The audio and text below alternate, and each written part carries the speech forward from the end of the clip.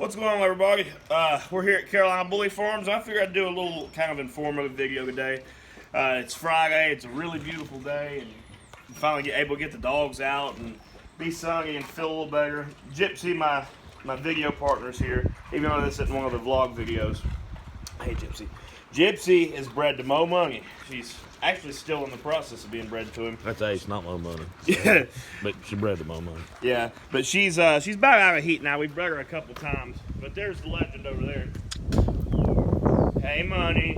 All of his girlfriends are in heat right now, so he can't be out with them. Right, Mo? Hey, big guy.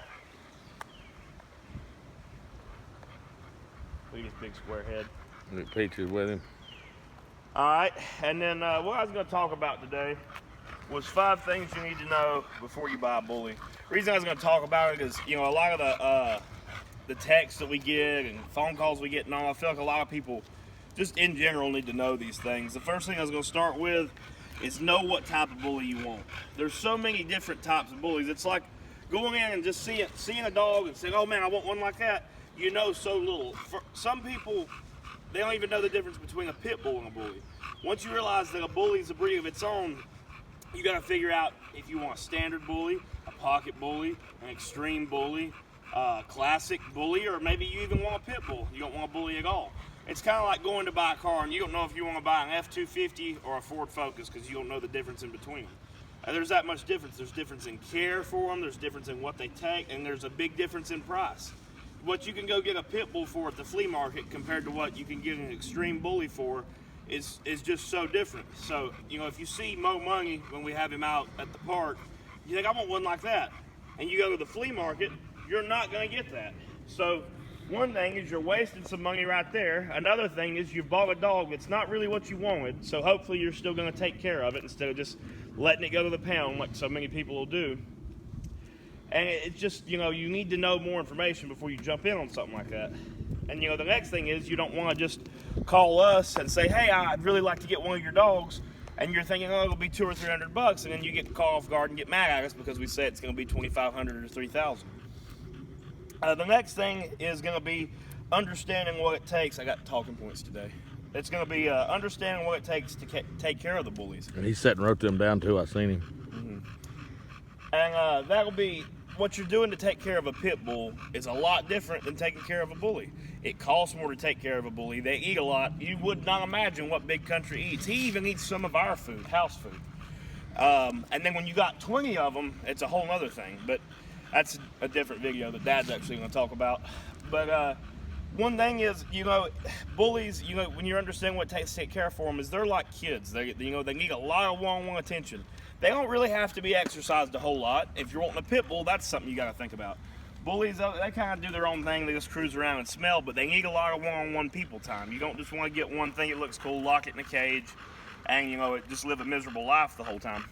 You want them to be able to go out, you know, play with other dogs a little bit, but really just spend some time with them. All it takes is taking them for a walk through the neighborhood or in the park, you know, letting them hang out with you and watch TV, easy stuff like that. And even if you own a kennel like us, you know, we still make time to get them all out, let them play, let them have some time, let them act like they're going to be tough and pick on Big Gypsy when... And look, Gypsy cares too, look at her. Two little midget girls in there. And that's a big thing too. I mean, look, we like pockets and extremes. So Gypsy here is a whole different kind of dog than Lucy or Cookie right there, or Miss Cup, really any of them in the fence. Mm-hmm. And then you have Tiny Dancer, who's some other third thing. But, we don't know what she is she's yet. Still in the process of becoming herself. But look at her, she's soaking wet. She's the only one. She stays hot, bless her heart. Big Miss Country there. You know, you got to know what you're looking for. But what I was talking about was understanding taking care of them. And you know, they're gonna need more. Their skin sensitive, their bellies are sensitive, they're heat sensitive. So you know, you gotta know what it's gonna take. And another thing is whether you want to breed or not, whether you want to show or not. If you want just the most awesome looking extreme bully, it's not gonna do great in the shows.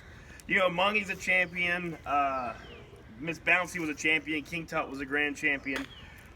You know, Country and Too Fat won shows before we stopped going. They would have been champions, but that was at a different time where a more extreme dog could win in the show ring. They don't even have an extreme no more. No, they don't even have extreme classes. Watch your finger; it's getting near the lens. But it's if you're gonna be interested in doing the shows and all, you might want to decide if you want a dog that you think looks good or that a judge is gonna think looks good. And then another thing is if you're gonna breed it or not. If you're breeding a dog, you've got to worry a little more about what it's going to produce. Does it have a kink tail? Is it going to produce a kink tail? Does it have an underbite? Is it going to produce an underbite? Not that those things are the end of the world, but those things make it a more specific audience that you're selling to.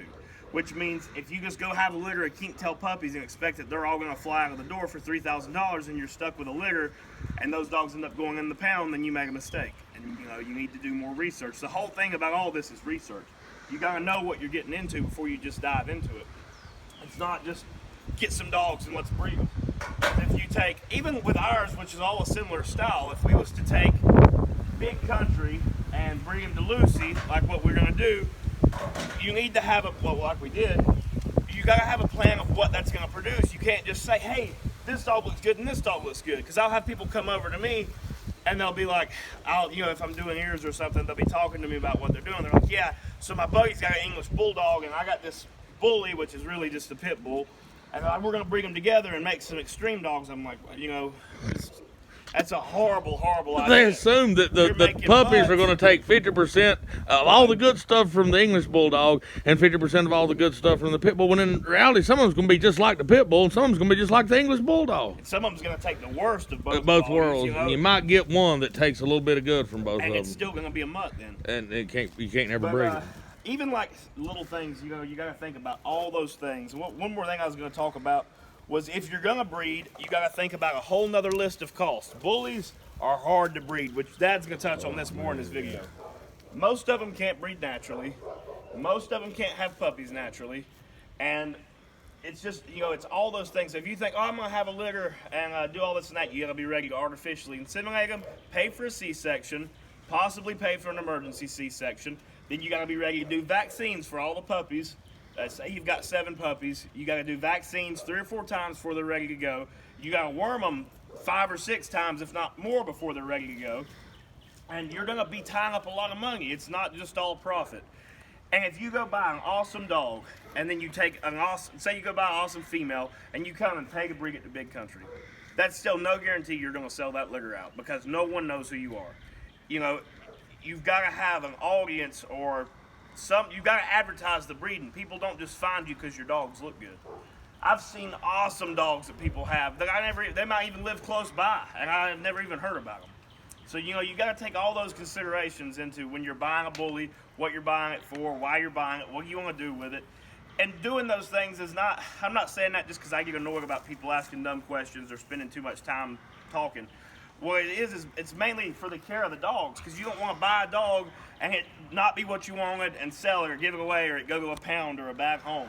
Or you don't want to have a litter of puppies because you don't know what you're doing. All of them end up being in horrible homes or in the pound getting put to sleep. So they're living things that you got to think about. It's not a car that you can just flip and sell. It's not a motorcycle, a boat. It's a dog that needs love and attention. You got to be prepared to live with your mistakes. We're prepared if we have a litter of say 10 pups, which we're not ever going to. We're lucky if we get 3.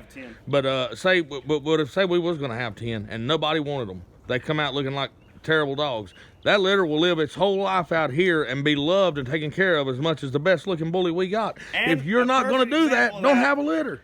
People will say, I don't know if any of y'all, I'm sure people's going to say all kind of stuff, but we did what I'm talking about.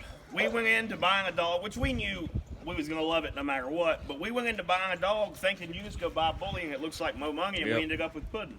Puddin's great. If y'all watch our backstories, we love him to death. He's gonna be here till he dies. He's been here 9 years.